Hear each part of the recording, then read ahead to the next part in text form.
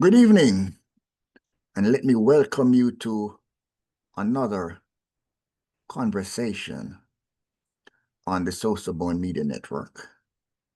This afternoon, we have with us our roving ambassador, Dale Brown, and our special guest, Baldwin McIntosh.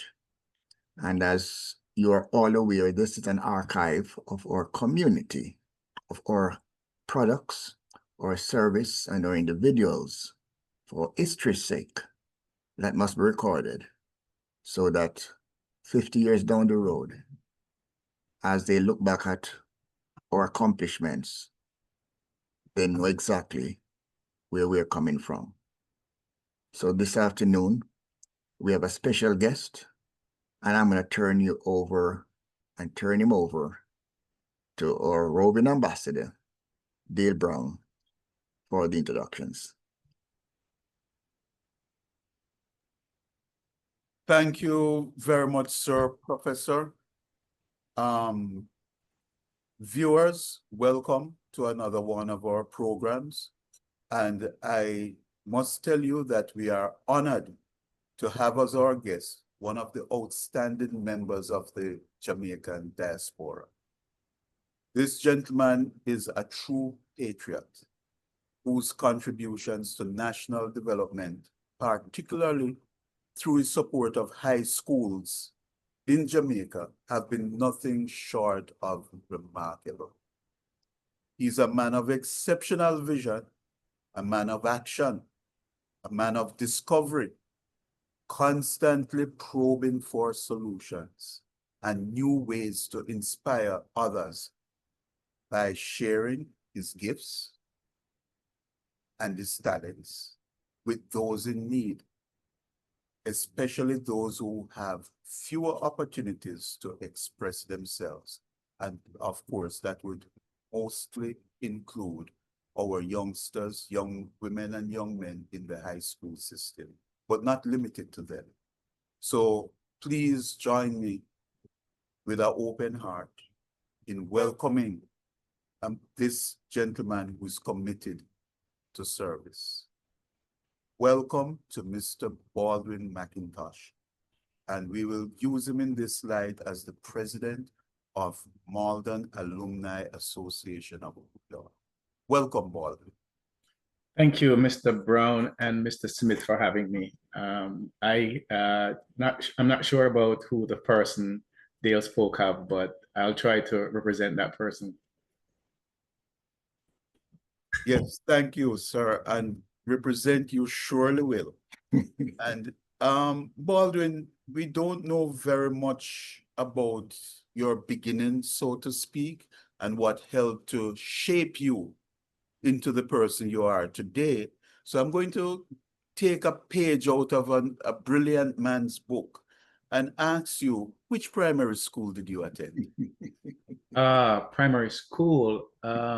I attended Salt Spring All Age as a primary school. I did not attend a regular primary school.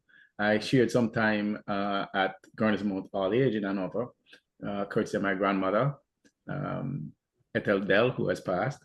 My life really started at Humber Avenue, Montego Bay, right under the dome. And I grew up at Barks Road, Hart Street for a few years, and then finally settled in Salt Spring, St. James. So I attended Salt Spring All Age. Early years, I did not go to boys' school as a girls' school, as one of the popular primary schools in Montego Bay. I actually went to a Christian school at Barks Road. I think it was Reynolds, the pastor name who had a church and a kind of a primary school setup, which is what I attended for a while, and pretty much moved on from there. That took me to Maldon High School from Salt Spring All Age. I unfortunately did not get to sit the common entrance exam, and therefore did not get a chance to be selected for one of the traditional high schools. And I, in 1972, January, I started at Maldon High. graduated in 1978. And during that time, I spent quite a lot of time at the Montego Bay Boys and Girls Club of St. James, which saw me improving my athletic skills and also my love for music. And thereafter, I left Maldon High, spent a year in youth service, working as a pre-trained teacher, and actually went back to Salt Spring All Age to do my youth service there. Sorry. I am very happy that you have a keen memory. Well, I try to. It's tough because there are so many times folks would ask the question, what high school did you go to? When did you graduate Cornwall? And I find it very difficult to explain to individuals that I did not attend Cornwall College. Seeing that it was the predominant boys' high school in my region. And even so, after many years, I spent so much time with Cornwallians that they all felt that I went to Cornwall. Okay. Yes. And if I may just give a little bit more of that beginning, which took me from Maldon. After leaving Maldon High, I worked for a year, then went to Montego Bay Community College. At Montego Bay Community College, this is where I actually met two friends who became brothers, Jerry Dillon and Wendell Clark. They both went to Cornwall College. Strange enough, Wendell and I were attending church, Faith Temple, Assemblies of God Church at Queen Street, and we didn't really talk because he was from Cornwall, I was from Maldon, and then when we met at college, we kind of became brothers, so to speak, because we are indeed brothers by another mother and father right now. Okay. And the same with Jerry Dillon. So because of that, migrating to the States, we kept that closeness, and it kind of blossomed into real friendship. And we actually, based on the migration, the path we took, just keeping in contact, we started a foundation. I can't even call it a foundation. We started a movement that has seen since 1987. We grew it to the point where it's now called the Montego Bay Link Up, which is a coming together every second Saturday in August to just celebrate Jamaica. Okay. And we just maintained that and grown that to the point where it has been mentioned a few times globally, that about the movement that took. Where is it located? Actually, it's just that we used to do this every year at Bear Mountain Park in New York, but now we have moved to Rockland State Park. A few years ago, there was a hurricane and the roads got messed up, and we were not able to obtain the permits to be at Bear Mountain, so we moved to Rockland State Park. So the movement, is it a registered 501c3? No, this movement, it's just a big celebration, just like Okay. just like Independence Day or something like that. It's not not a registered, it's just like our fun day, holiday, where we just come together as friends and family. And at our one count last year, we were about 800 people visiting the venue. I like to hear that, because it shows an open network. Because even as I have had great admiration for other organizations, UJO members that are all over our diaspora, I still say at different points that the moment you form an organization and it is under a special umbrella, If you say it is Cornwall, then it excludes everyone else. Okay. Interesting that you say that. Yes, you know. So I like the organizations that have no borders, okay, because so everyone feel that they are welcome, because you don't have this perimeter that says, well, we belong to this, therefore you are a spectator, you are not a participator. Good. And as you mentioned that, you know, I was talking to Dale at some point, and my wife overheard the conversation, and she corrected me to say that this Bear Mountain / Montego Bay link up that is now known. It started out of me attending Faith Temple, Jerry attending Hillview Baptist Church, and Wendell also attending Faith Temple. And we had a relationship in Jamaica. And when we got here, we actually did the same thing. There was another friend also, Michael Allen, who attended Hillview Baptist as well. And because of that, we said, let's get together and do this picnic, so to speak. And out of that religious setting where we just went there to have fun, good, clean fun, one would not know that, you know, I went to Maldon, Mikey went to senior school, and Jerry went to Cornwall. And as it grew, what happened is that you find that there was more Cornwallians than anyone else. There was more Mobiehide than anyone else. There was more Mount Alvernia than you know, other groups. And so it had actually taken a kind of tone where they were trying to make it more of a school link up and kind of the rivalry. And we kind of just stepped to it right away and say, no, we can't do that, because, you know, I was the only one there from Maldon for years, you know. And then as it grew, and I invited some other students from Maldon, we probably have 4 or 5 of us, right, to a group of, you know, just so many. And now it's not a matter of schools or church. It's a matter of, it's a wide open, no borders, as you would say. Well, it is a community organization. Correct. And I have tried to champion that over the years. Okay. And I say that because in Atlanta, I belong to the Atlanta Jamaican Association. And that means I will say to them that the moment you step off the airplane at Hartsfield-Jackson International Airport, you are a member. You might not be an active member, a participating member, but from the Secretary of State's point of view, we represent the Jamaicans in the state.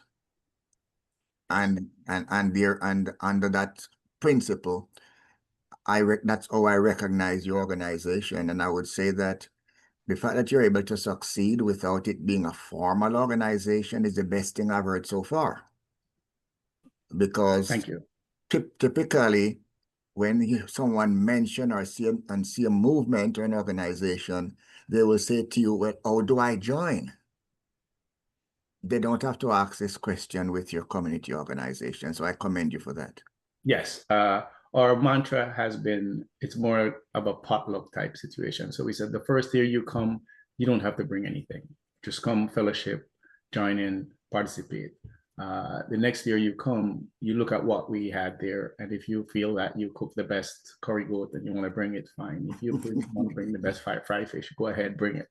And if you want to bring the best patties, go ahead, bring it. Well, let me comment by saying that the reason why we have such admiration and respect for churches is because churches has no borders. Correct. Yes. Brother Dale? Yes, sir. So you are now the president of Maldon High School Alumni Association, New York. And a lot of changes came about under your presidency. But what I would like to take you to is 2019 going into 2020 and take us along that journey where we came to no child left unmasked. And that journey that brings Okay. us to that point. Good. So as Trevor said before, Mr. Smith has said before, I have good memory. I'm going to try to make sure I have a good account for for my memories. So let me go back to, before I answer that question, Dale, or take you down that memory lane, I want to say this. Coming out of Maldon, there was one thing that was impressed on me, right? And there was a teacher by the name of Jasper Lawrence who said what you had to offer students from Maldon High School is the opportunity to be able to take subjects at GCE, because that was not offered in secondary schools, right? And he volunteered by giving his time to say, whoever will come to lessons, learn, take, go get the exams and be able. And that kind of rested on me, that someone gave me an opportunity to kind of build a good education background. So over the years, I have been, since I migrated and was here in the United States, I've been working with Cornwall College from Canada, New York, Florida. I've been to almost just about every event they have, brunch, dinner dance, soccer fest, what you name it, supporting Cornwall College. And I have learned, having learned a lot of lessons from my association with Cornwall College and the administration of the various organizations, I started in 2018 to be knowledgeable of a movement that started from a birthday party by an individual, Judith Carroll, who went to Maldon, started the uses a birthday party to launch the Alumni Association. And finally, in 2018, when I decided to go to a meeting and get connected with my alma mater association, I realized that they didn't have a clear vision of things that they could do. And having learned some of the skills and knowledge from my associations, when I got there in 2018, I had the vision that, one, I should get Maldon High School an online classroom. And I developed, having worked in IT for many years or all my life, I developed a plan to implement an online school. And just about as I was getting ready to do that, in 2019, my peers saw it fit that at the next election, I was nominated to be, or elected to be, president of the organization. Okay. That helped me to give them a clearer vision of the way that they should go. Mm-hmm. And as it happens in 2020, as COVID stepped in, I think I was positioned to lead the organization to something that was considered essential at the time. Mm-hmm. And the organization was behind me 100%. Mm-hmm. So one, from the idea of the online school, which we had the plans and everything in place, ready to go. And two, from borrowing something from someone at my job who, for their college alumni association, they were doing branded masks. I figured, you know what? It would be a good thing if we could provide masks to my high school and have it branded as well. Yes. And when the thought came up, my wife came up with a phrase: no child should be left unmasked. Okay. Okay. And running that by my organization, it was accepted. We went full steam ahead, and before the end of May, we had all students and teachers at Maldon High School donning a mask, Maldon High School, branded. Where were they manufactured? They were manufactured in Jamaica. So we actually had a seamstress in Jamaica, Thelma Gooden, her name was, and contacted her, and we were able to source the material that was up to standard, and she produced them for us. Okay. That's Thelma Gooden. Yes. Okay. Now, how did you communicate your plan to your school? Okay, so fortunately, when I became president of my alumni association, one of the things that I did was to get in contact with the board, and through the board, we had a student rep, sorry, an alumni rep. Okay.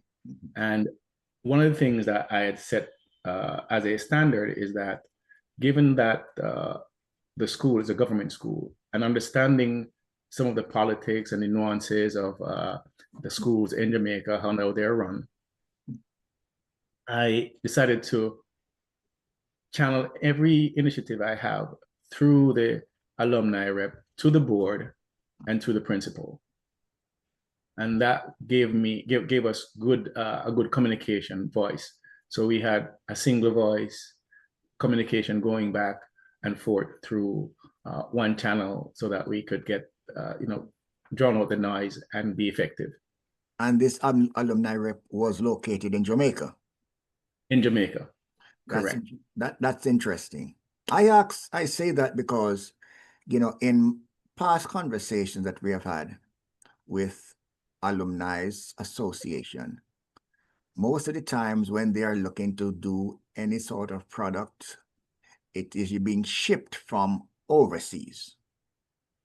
And in the process of doing that, they run into problems with customs and all the other things that we hear about relative to trying to donate items to Jamaica.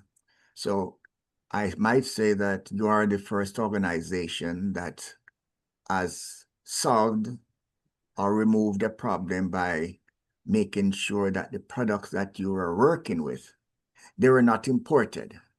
So not only did you make a gift to the students, but you actually expanded a job performance or occupation for someone who was in Jamaica, which is the right way to do it. Yes, and I must commend my wife on that, because she was the one who actually crafted the idea that we should actually use local resource to accomplish the task. Yes. Additionally, what we did was, and you're talking about that, we actually imported those masks here to as merchandise for our alumni and friends here as well. No, that is that is interesting. So you also got into the export business. Yes, I learned that, I kind of learned the hard way, because I did not realize that sending more than 25 pieces of equipment from Jamaica to the United States requires an export license and all that goes with that. So I did have some knowledge, gain some knowledge there. Yes, well, yes, that is why I made the comment, because I'm aware of that. Brother Dale, go over. Yes. Good. So Baldwin, there are some interesting things. Go ahead, Dale. Yes, so the No Child Left Unmasked 2020 brings us, of course, into COVID.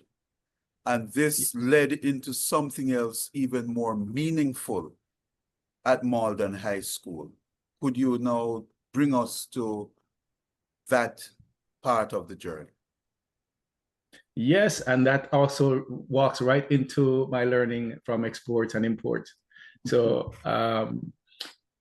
having realized what's happening with COVID, the organization backed us in getting a online school up and running. So at the end of the school year 2020 in Jamaica, Maldon High School was equipped with a full-fledged online classroom courtesy of Microsoft classrooms.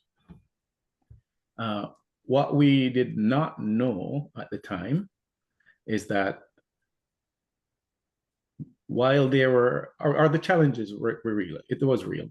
We got this online classroom up and functional, and unless somebody tells me otherwise, I'm going to say Maldon High School was the first school in rural Jamaica, Western Jamaica, with a full-fledged online classroom school with classes set up, ready in September of 2020. With accreditation.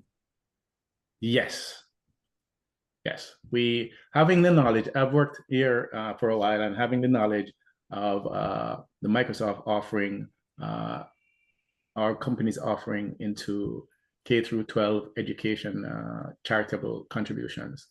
I leveraged the offering of Microsoft to set this up, and being a IT expert in the field of being a Microsoft certified trainer, a Microsoft certified system engineer, Cisco design architect, and also a certified information security professional, I use my skills as best as I could and leverage the resources available to benefit the school. And that said, having that set up courtesy of my wife as well, we found that there was a challenge. The challenge was we have an online classroom, but how do they get to it? Students don't have laptops or tablets or devices to get to it. Students don't have internet at home to get to class. So here comes another challenge. So going back to my organization and having that discussion, we decided to do a fundraiser to raise money to buy tablets.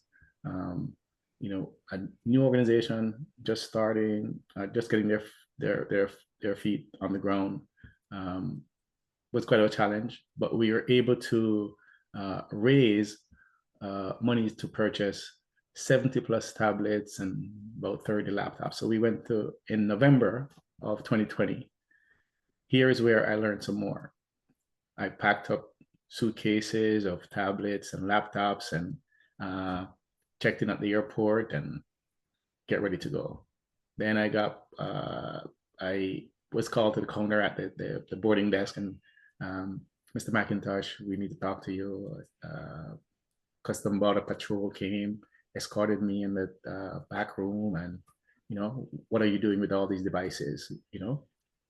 And luckily, I had contacted NET to do the requisite document to get them into Jamaica. And I was promptly informed that anything over $2,500 leaving the US and anything over, I forget the number of pieces, needed to have a certificate of clearance from Custom Border Patrol. And they decided to give me a break because they realized of the challenge I was, or the divide I was trying to meet. So they said, okay, this is not the correct way to do it, and here's how you do it, but this time we will allow you considering the circumstances. And yes, and when I got to Montego Bay, Jamaica, and we grab our luggages and try to go to customs to get out, even at the time we could not leave we had to find a way to have them pick the stuff up because we could not leave the safe zone because of COVID, right? We were told that, Mr. McIntosh, I am sorry, you know, but you cannot take these laptops and tablets and everything. The way that the government has changed the policy, all devices now needs to go, all these quantities need to go through a custom broker. So you'd need a custom broker to get this clear. And she went back and she checked with her managers and she tried everything that she could to see if we could actually get them to be delivered. But they had to follow the protocol. So we had to leave them in custody and secure a custom broker to get the devices to the students. So again, I saw that as a worth the effort, the challenge, and the lesson learned was also taken in good state. I think you're mute.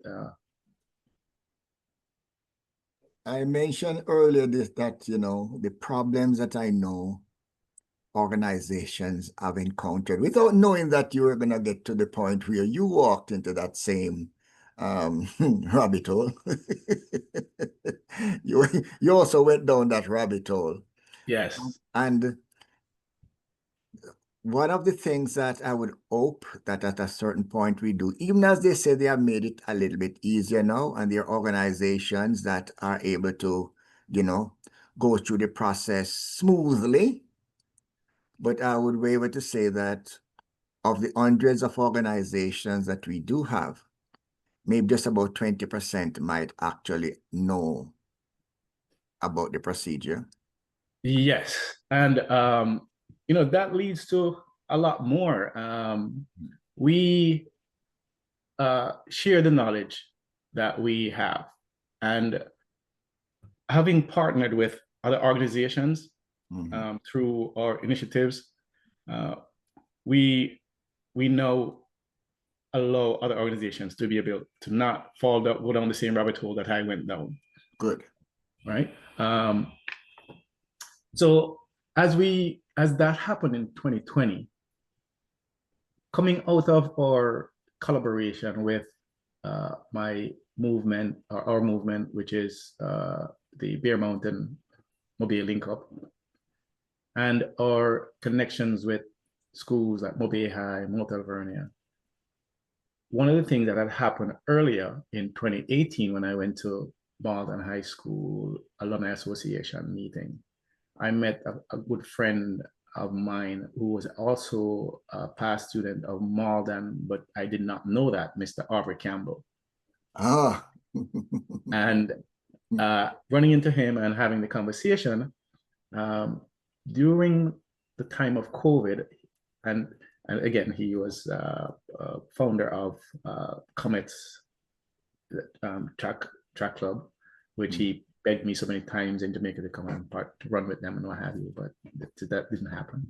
Nevertheless, at this point, we had something in common. We had a cause to help the needy in Jamaica, or to help the needs of the resources in Jamaica.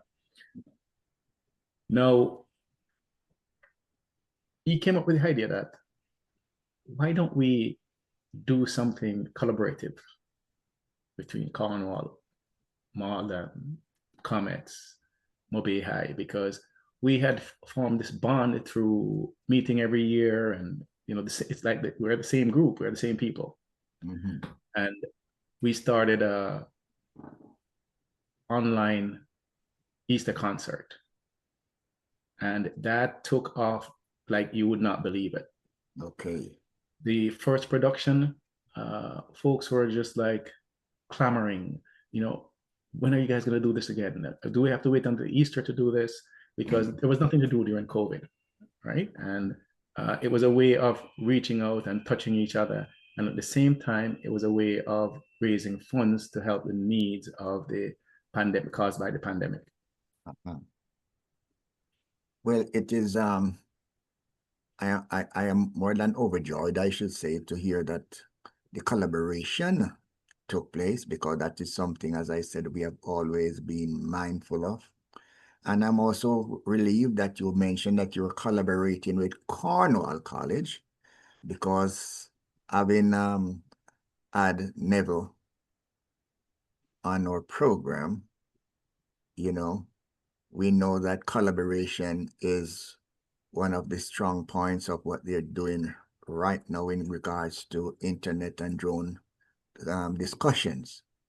So I am pleased to know that I am actually engaging with somebody who is a part of that collaboration, who endorses collaboration, because that is the example. that we want our community to see, our community to observe, and at the same time, we have to have it in our history at this date in time that collaboration is taking place. Yes. And I can attest to that. Trevor Tomlinson and I go way back.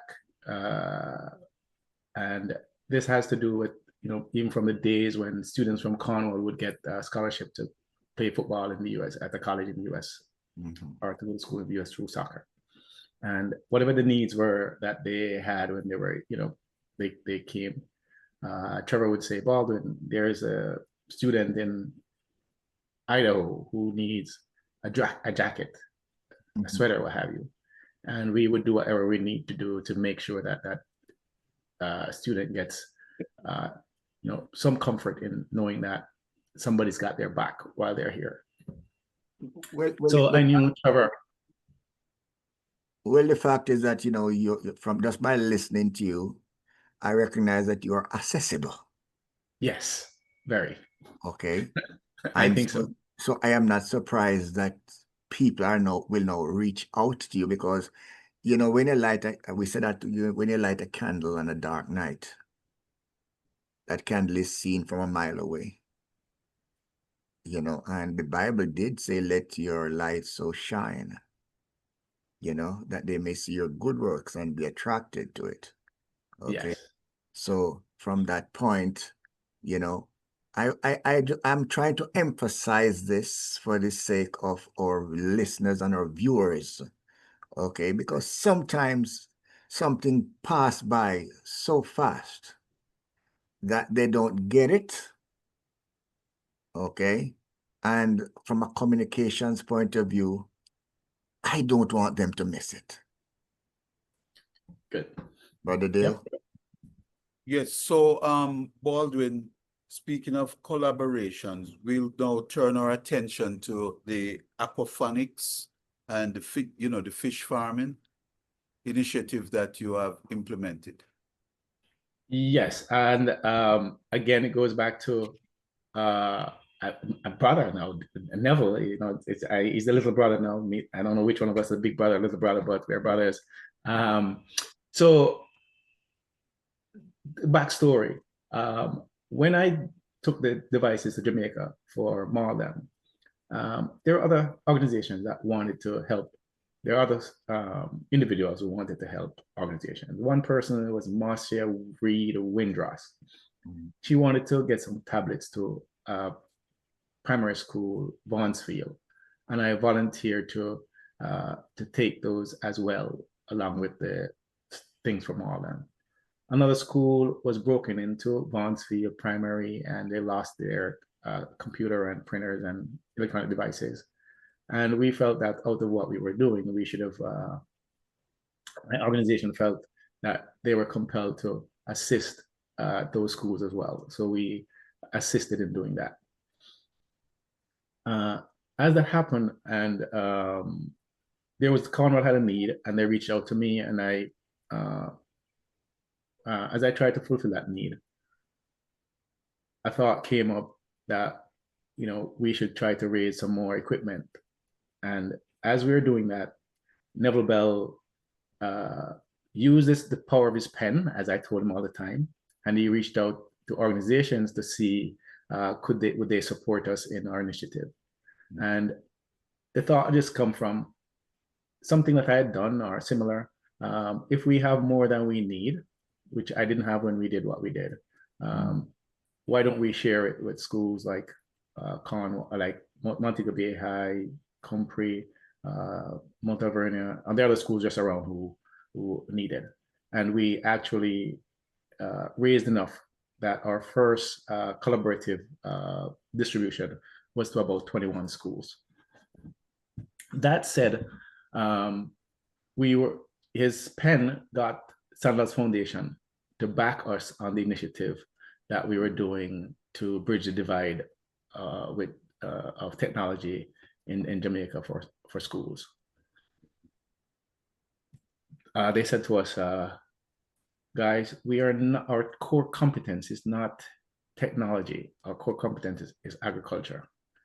Maldon being a school with an agricultural past was right in line for what Sandals had in mind.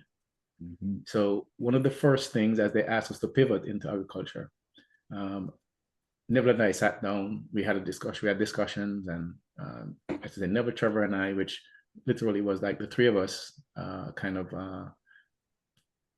making the Share the Wealth Foundation, our organization, which is, it's not a registered organization, but it's just an arm of Cornwall College Mid-Atlantic chapter. Mhm. And Maldon, that we should pivot to agriculture as requested by Sandals Foundation. And so our first shipment, we had listed items like irrigation hoses, incubators, chicken feeders. So from that setup, Maldon started or revitalized their chicken farming, which based on a pitch, I developed a social media clip that was socialized with Sandals Foundation, and they asked us to then set up a small project that they would sponsor at Maldon. And that fell right in line with discussions we've been having about another protein substance that would complement the chickens that we were raising. And my organization fell right behind it and said, yes, this is something we want to do. Let's do it.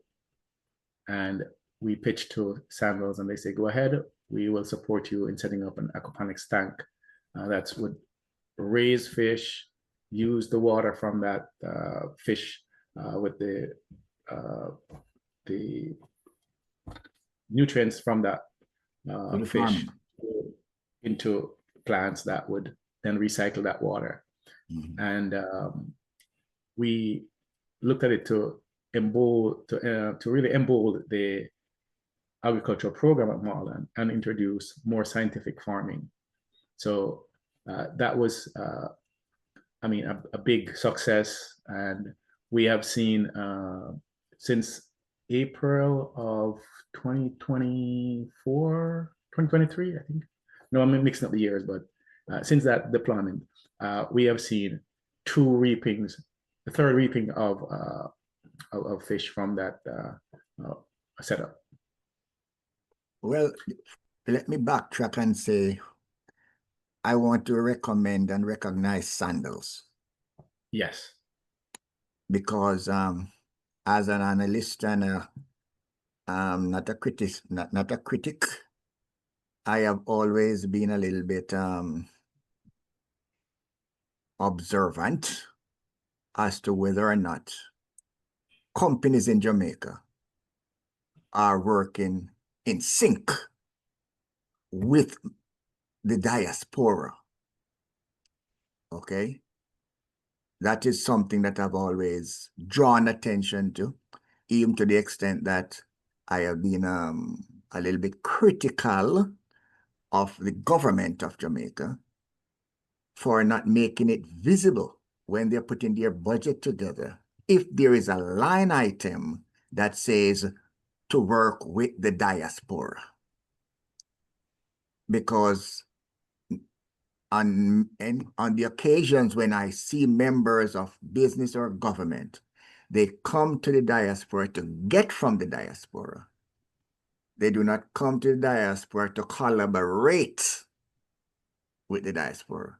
So Sandals, and I'm saying all of this just to commend Sandals, okay?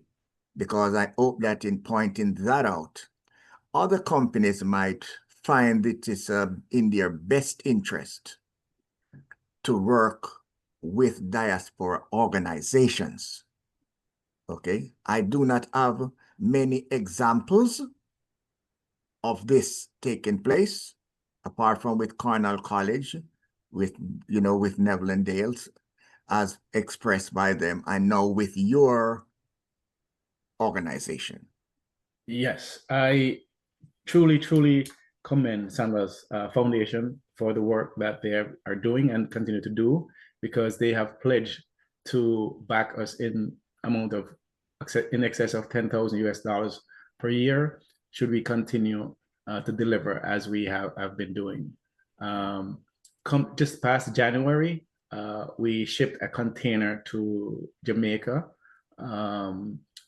which was we also partner with some other organizations to provide some other needs. Foundation like Sweetwater Blossom, run by Miss Michelle Tinglin, and some other organizations as well. And I bet if in Neville's interview, he would have mentioned quite a few of the names of the organizations that we partner with. Yes. I think it was up to about 71 schools in the conversation we had. Right. So whilst it might be 71 school, it might not be 71 school in collaboration, but it might be 71 school that has benefited from our collaboration. Yes, yes. So, and this January, we delivered a container. And one of the things that I know Dale might be just like jumping off his chair. One of the things that we have done through the collaboration with Sandals is we have provided to Maldon High School a container that is to be converted into a gym. In that container, we provided a full-fledged TS 9000 gym, which would allow students to be able to work out. At least 3 students could work out at the same time on that piece of equipment. We've provided medicine tables, free weights, a total gym package that would be enough to support the football team, a track and field team. And one of the things that we have done is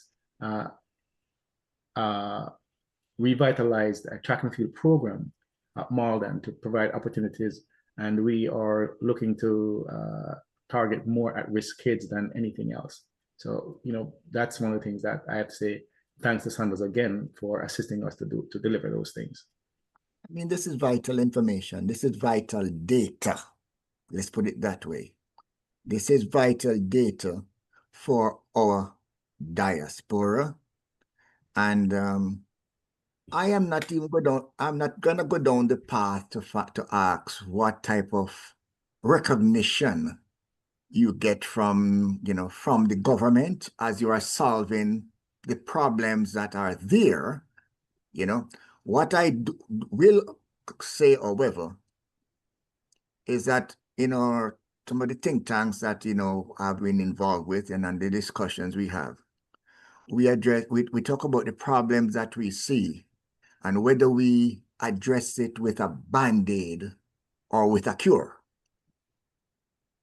And I'm listening to you and I don't see any Band-Aid here. I see cures, solving the problem and then moving to the next problem. Okay? And I'm glad it came across as such, because what we do, and I have to give a shout out to my organization that when we discuss ideas, as you say, and problems of how to address these problems, we look at it from with a wide scope. We don't narrow it to an individual or to Maldon. We look at it from a Jamaica perspective, helping students in Jamaica and a whole. And that's why we are part of the collaboration. One of the other things that I know that you guys touched upon is the drone license pilot program, which is being run out of Cornwall College through the efforts of Neville Bell and the Sandals Foundation, right?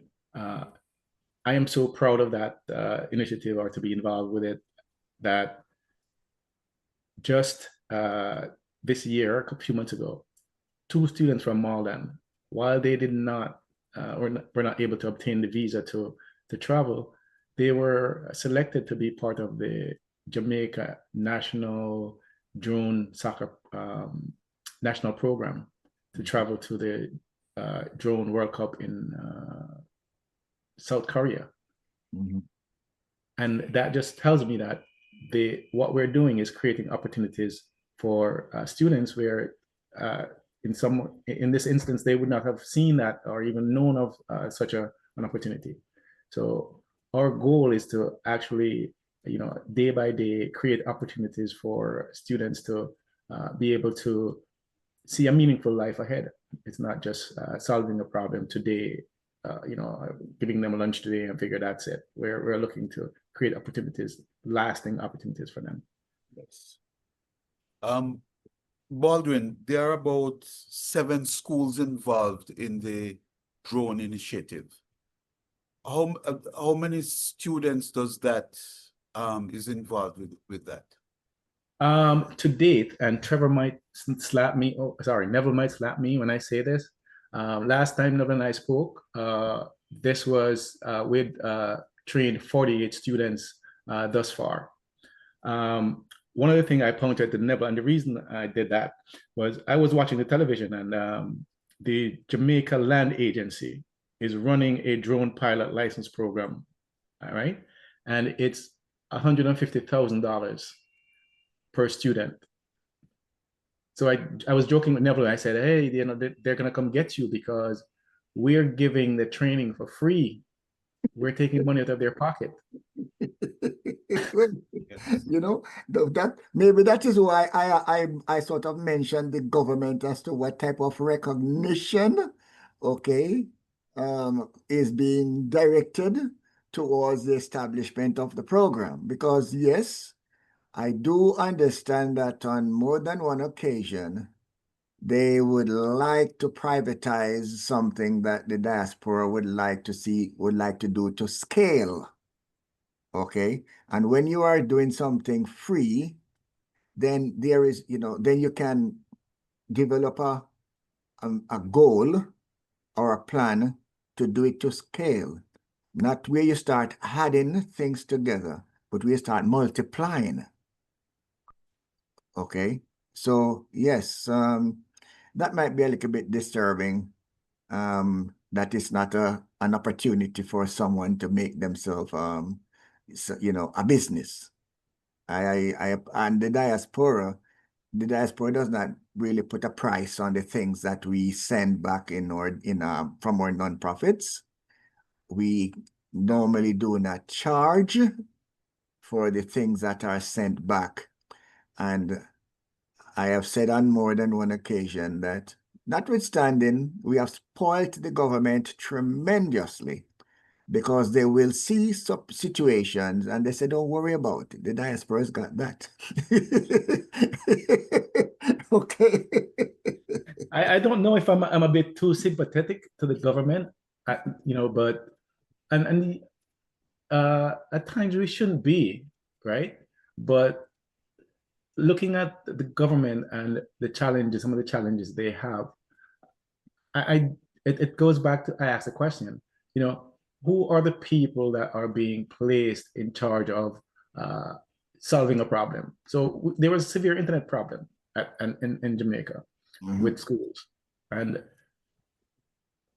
again, through collaboration, our team Neville and the Share the Wealth Foundation, what we did was we set up a technical support group that would reach out to any school who needed help in technology.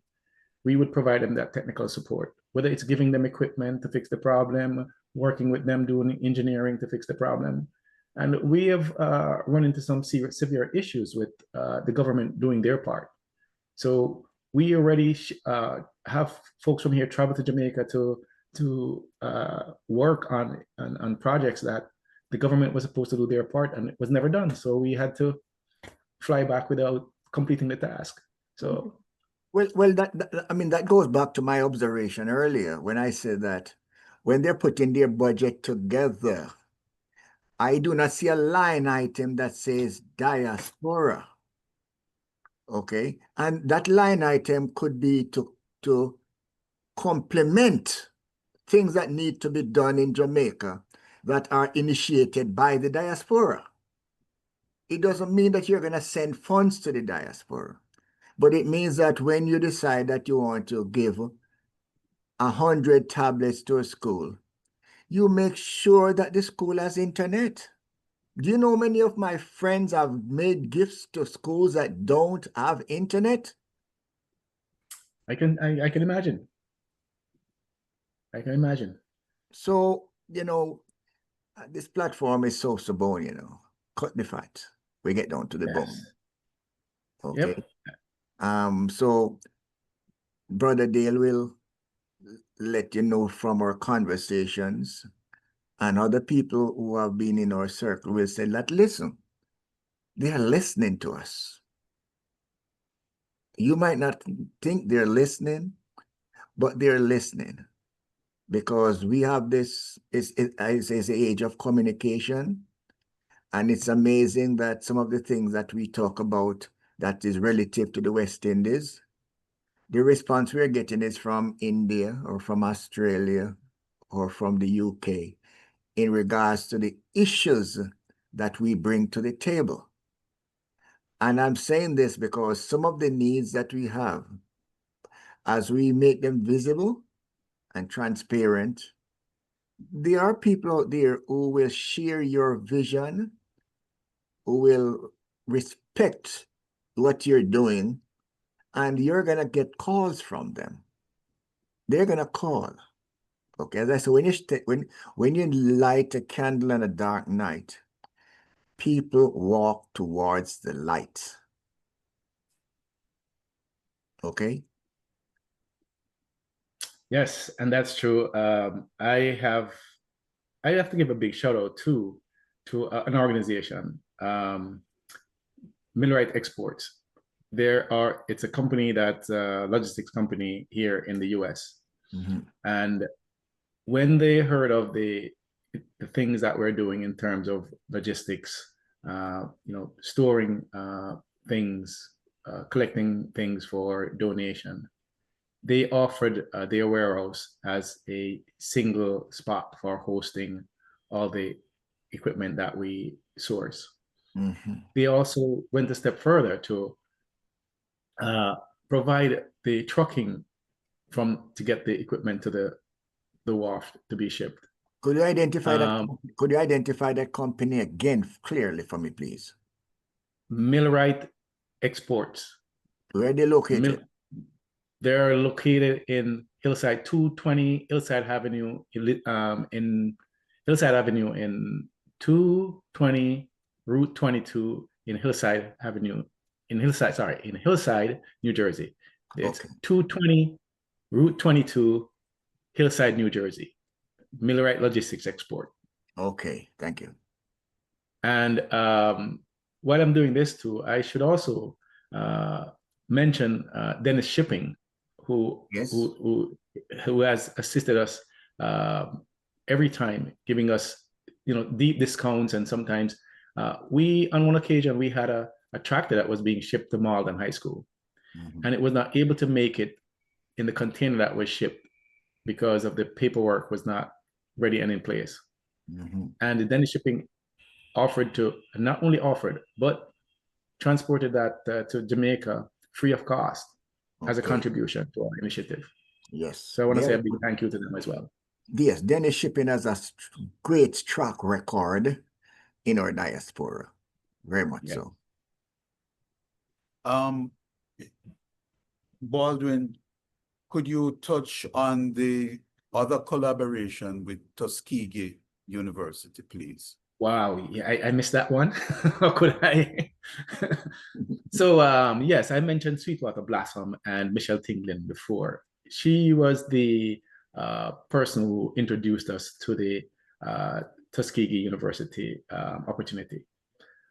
What that really was a Tuskegee University conducts a 2-week training program in scientific agriculture. And this one was called Agri-Trek, which, as it says, is scientific farming. And the opportunity was given as scholarships to 6 students to attend Tuskegee for 2 weeks for training.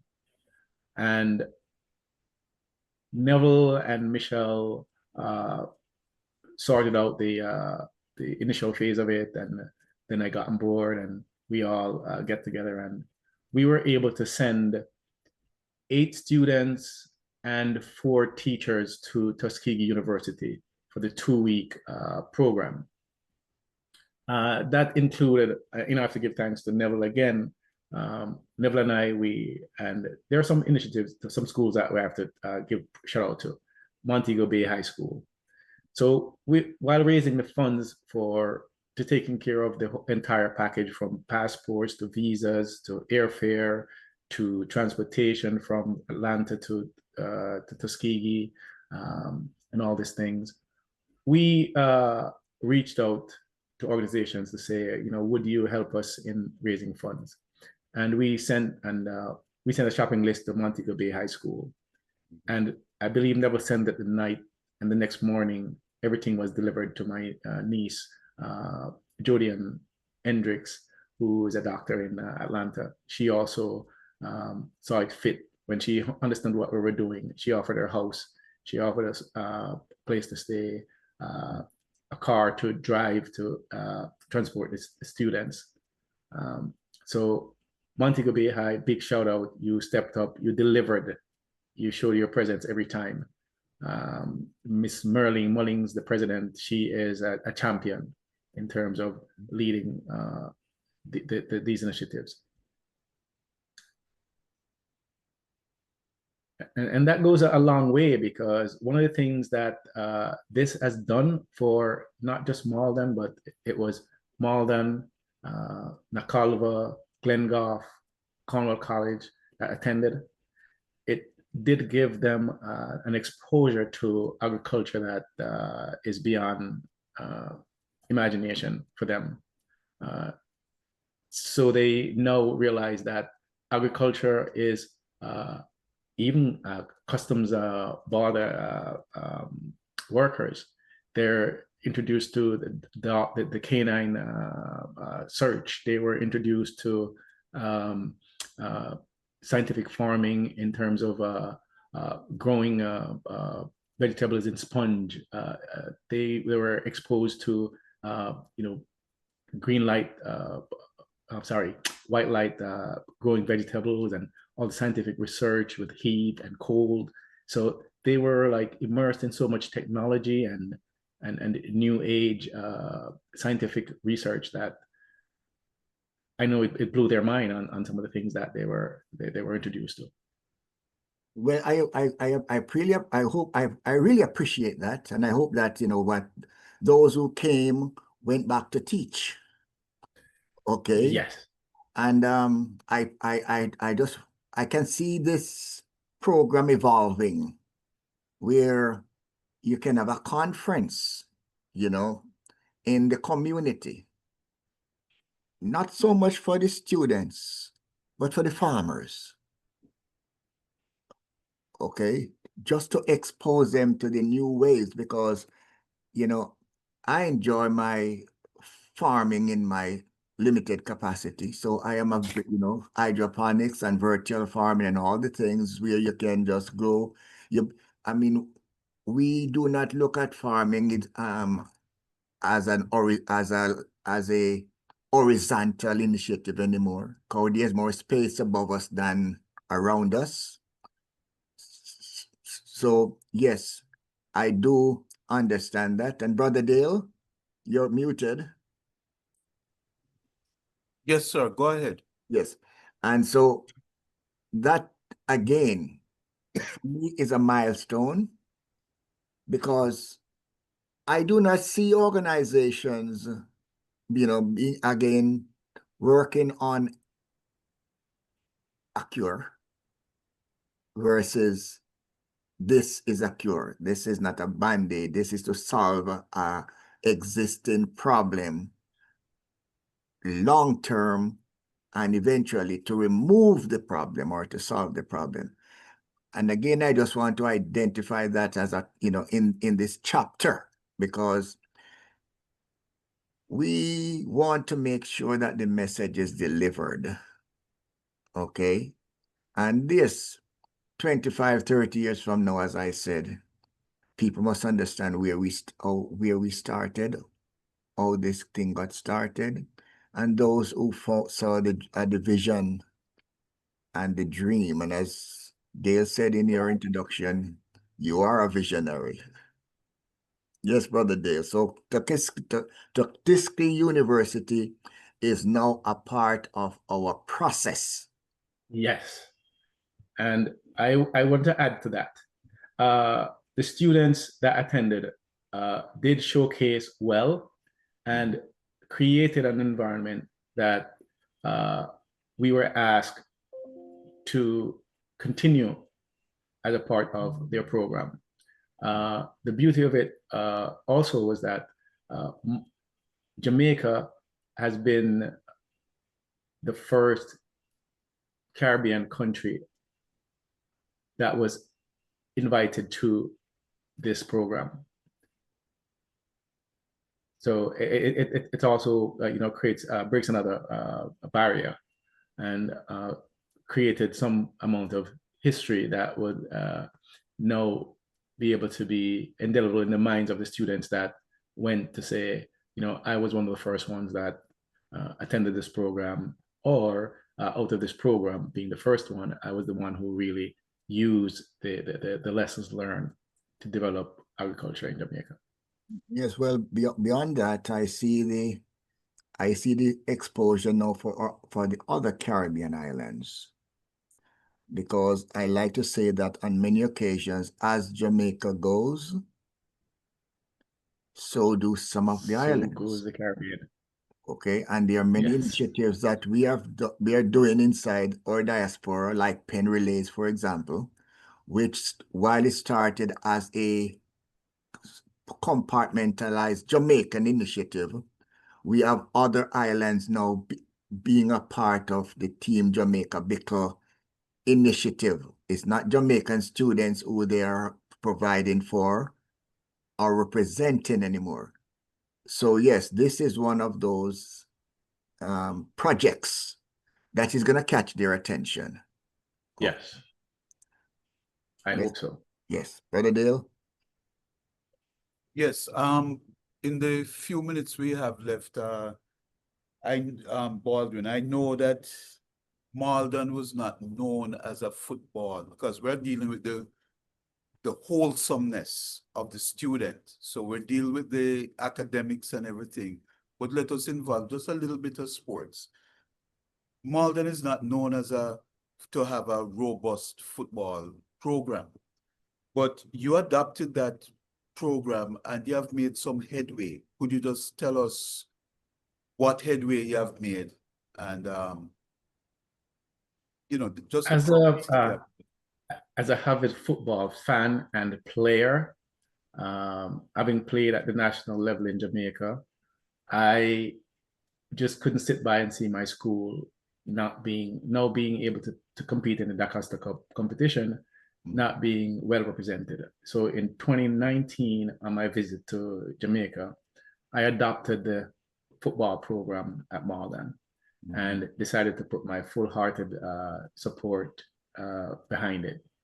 Reluctantly, I dragged my organization to support me because they felt that education was the way to go. Nevertheless, we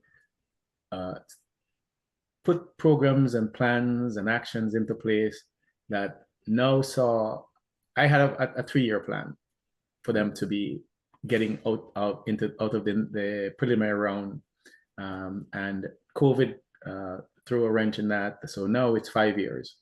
But in those 5 years, we now see for the second time Maldon advancing to the round of 32.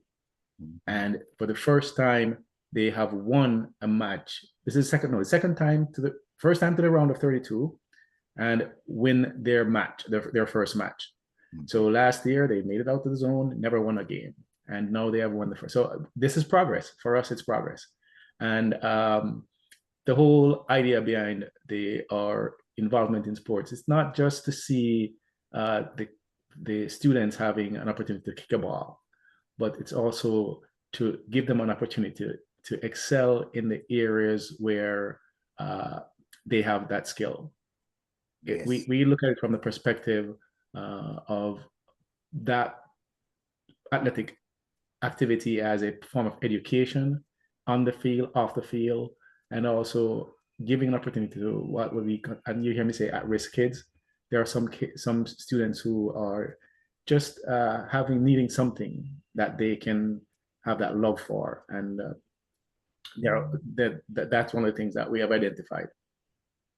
I share that, and I can really relate to that very much, because I like to say on other programs that it's not whether you win or lose, it's how you play the game. It's the discipline that you actually teach them that they take into the other areas of their life. It is Yes. the social concept that makes them belong to a team. That takes away the me, and they start saying we lost or we won. Okay. Right. And in my relationship with soccer, you know, I had a team in St. Thomas that United FC that I sponsored in my relationship with companies in the past. Jetty and Robbie were the coach and trainer. And they did very well. And at a certain point, they were this close to being promoted to Premier League. He had one, and I said, "What is your greatest need, Jet?" He said, "They need to motivate the boys, you know."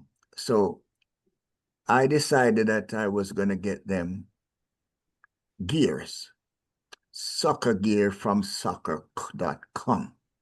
The gears that Liverpool and PSG wears. Okay. So we got them. I've ordered full gear for them, and then I ordered them boots. No, you know how much boots cost in Jamaica. Yeah, I know. I know. Okay, and I actually bought the boots in Jamaica, and he said, maybe. I mean, when they were dressed up to go to play that final game in St. Thomas, the little town closed down. Everybody closed shop and followed them like the Pied Piper to the game. Okay, because they were a professional, outfitted soccer team with everything that was required that they saw on television, and Yes. everyone was wearing a pair of soccer boots. And he said that by halftime, his striker had 3 goals. And the striker said to him, "Coach, take me off the team now. Take me off, man." He said, "Take me off. Are you crazy? It's just halftime." He said, "Coach, I don't want to mash up my boots."